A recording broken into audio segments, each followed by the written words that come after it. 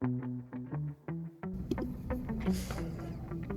guys, I'm Anup from TwinsAI, and in this video I'm going to show you how you can connect your Apollo, pull the contacts, and start auto dialing. First of all, let's go to your profile and settings. Go to the left bottom and then click on settings. Go to integrations tab. Once you go there, at the first you can see Apollo. Please click on connect Apollo.